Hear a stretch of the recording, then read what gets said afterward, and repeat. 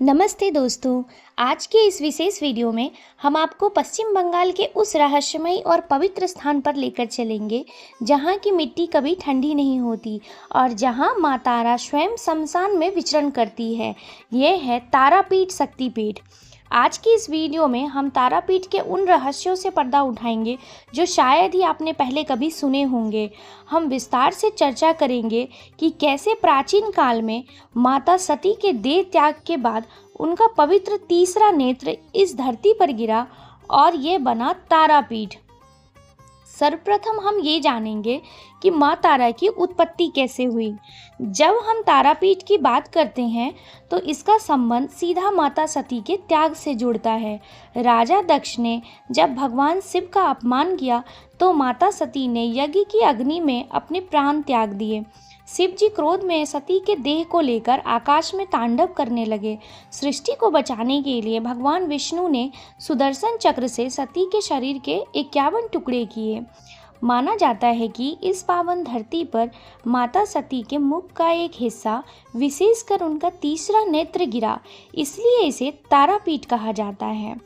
तारा का अर्थ है वो जो तार दे, जो भवसागर से पार लगा दे। माँ तारा ने यहाँ उग्र रूप धारण किया ताकि वे अपने भक्तों को घोर अंधकार और दुखों से हमेशा के लिए मुक्ति दिला सकें। यहाँ उन्हें नीला सरस्वती भी कहा जाता है। ऐसे तो तारापीठ से संबंधित बहुत सारी कहानियाँ हैं, लेकिन आज हम कुछ खास कहानियों के बारे में चर्चा करेंगे। लोग अक्सर पूछते हैं कि एक शक्तिपीठ में माँ शिवजी को स्तनपान क्यों करा रही है। इसके पीछे समुद्र मंथन की एक अद्भुत कथा है। समुद्र मंथन के दौरान जब भयंकर हलाहल विष निकला तो पूरी सृष्टि जलने लगी। देवताओं की पुकार पर भगवान शिव ने उस विष को पी लिया। विष इतना खतरनाक था कि शिवजी का कंठ नीला पड़ गया और उनका पूरा शरीर अग्नि की तरह तपने लगा। शिवजी की पीड़ा इतनी भयानक थी कि वो भी उसे शांत नहीं कर पा रहे थे। तब महाशक्ति ने माँ तारा का रूप धारण किया। माँ तारा ने देखा कि उनके स्वामी शिव पीड़ा से तड़प रहे हैं। माँ ने तुरंत एक माँ का रूप लिया और महादेव को अपनी गोदी में एक नन्हे बालक की तरह उठा लिया। उन्होंने महादेव को अपनी छाती से लगाकर दूध पिलाया। माँ के उस दिव्य दूध के प्रभाव से शिव जी के शरीर की जलन खत्म हुई और विष का ताप शांत हो गया।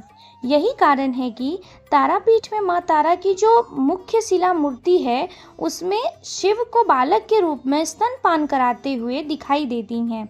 ये दृश्य दर्शाता है कि जब शक्ति माँ बन जाती है तो वो महादेव के विष को भी अमृत बना देती है।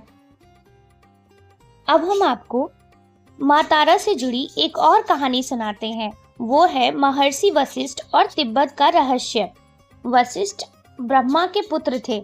उन्होंने यहाँ हजारों साल तपस्या की पर उन्हें सिद्धि नहीं मिली। माँ तारा ने उन्हें स्वप्न में आकर कहा कि उनका मार्ग गलत है। माँ ने उन्हें तिब्बत जाने को कहा। वहाँ उनकी भेंट भगवान बुद्ध से हुई। भगवान बुद्ध ने उन्हें पंचामाकर विधि और तंत्र का सही ज्ञान दिया। वशिष्ठ वापस आए और द्वारका नदी के तट पर एक श्वेत सिमुल वृक्ष के नीचे बैठकर माँ तारा को प्रकट किया।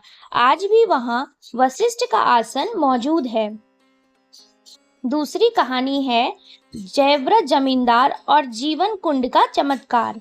लगभग 13 सेंचुरी में जयव्रत नाम का एक व्यापारी ने मंदिर का निर्माण करवाया। जयव्रत का बेटा सांप के डसने से मर गया था। उसने देखा कि एक तालाब में मरी हुई मछलियां डालने पर जीवित हो रही है। उसने वही जल अपने बेटे पर छिड़का और उसका बेटा जिंदा हो उठा। आज भी हजारों लोग दुख और बीमारियों से मुक्ति के लिए जीवन कुंड में डुबकी लगाते हैं।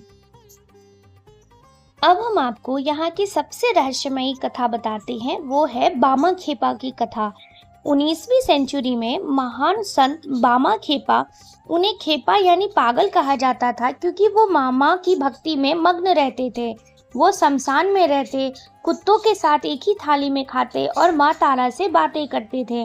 तारापीठ में आज भी एक अनोखी परंपरा है। माँ तारा को भोग लगाने से पहले बामा खेपा की समाधि पर भोग लगाया जाता है। तारापीठ की महाबली और तंत्र विद्या भी काफी प्रचलित है। तारापीठ कौलमार्ग की तंत्र साधना का केंद्र है। यहाँ बलि को क्षत्रपाल और माँ की उग्र शक्ति को तृप्त करने का एक माध्यम माना जाता है। माना जाता है कि यहाँ की बलि का रक्त सीधे जमीन में नहीं जाता, बल्कि वो अदृश्य रूप से माँ स्वीकार करती हैं। शमशान में पंचमुंडी आसन पर बैठकर जब तांत्रिक साधना करते हैं तो उन्हें तारा मंत्र की सिद्धि मिलती है।